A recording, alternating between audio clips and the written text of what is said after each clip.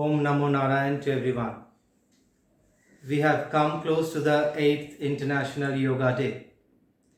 Yoga is not only some physical exercise. Maharishi Patanjali, in his Yoga Sutras, says that Yoga Chitta Vritti Nirodha. That means yoga is the cessation of the activities of the mind. What happens when these fluctuating thought waves subside?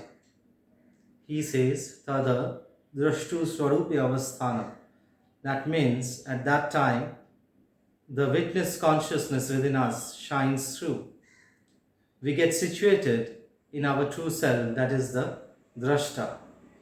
So if we are practicing yoga regularly, we should see that whether the chitta vrittis, the fluctuating thought waves of the mind, are subsiding or not, and how much drashtutta is increasing within us, how much this witness consciousness is increasing within us.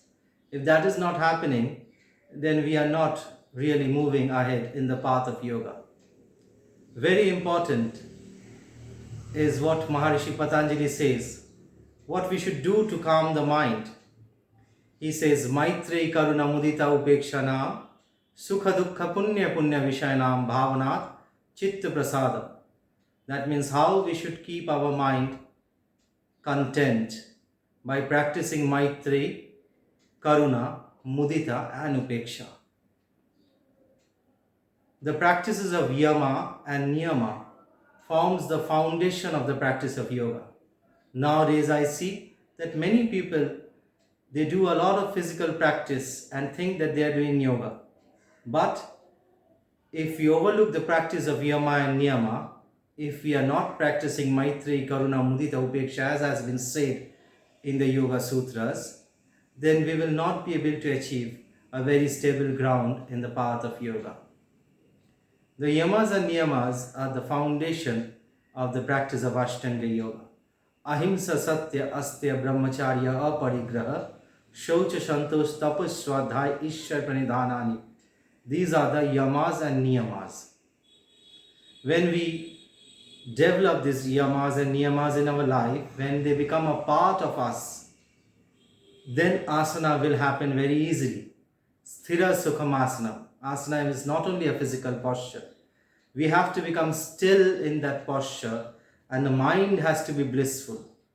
So, even if you are sitting in a difficult posture, you have to dissociate your mind from that, and your mind is merging with the vast consciousness all around. So Maharishi Patanjali goes on to say, Prayatna Shaitila Ananta Samapatti Bhyam. This Ananta Samapatti is very important. If you are unable to do the Ananta Samapatti, then asana is not happening.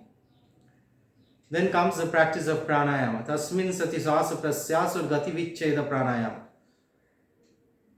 Pranayama is the restraining of the breath, the normal flow of breath. So there are different ways how we do pranayama. We should always learn it from qualified teachers. Do not try to practice yoga on your own. It will be more harmful than beneficial. So always go to a teacher and learn it. When we practice pranayama on a regular basis, pratyahara happens, where the sense perceptions withdraws itself from outside and moves inward, which creates a situation which is conducive for the practice of dharana, where we can situate our mind at our own will for some time at a particular thing, object or place. So you are achieving certain amount of control over your mind. That is the state of dharana. When this becomes regular, when this becomes prolonged, where you can situate your mind for a prolonged period of time, for a protracted period of time without disturbances, that is the state of dhyana. So this is the practice of Ashtanga Yoga which leads us to samadhi. It's a beautiful practice. It will be very unwise to reduce it to a physical antic or gymnastic. So yoga is discovering the divine potentials that remain hidden within us. So wish you all a lot of peace and good health, keep practicing yoga every day. And remember that yoga chitta vritti nirodha, that if you are practicing yoga regularly, then there should happen the cessation of the activities of the mind. The fluctuation of the mind should reduce and the witness consciousness should develop. Om Namo Narayana.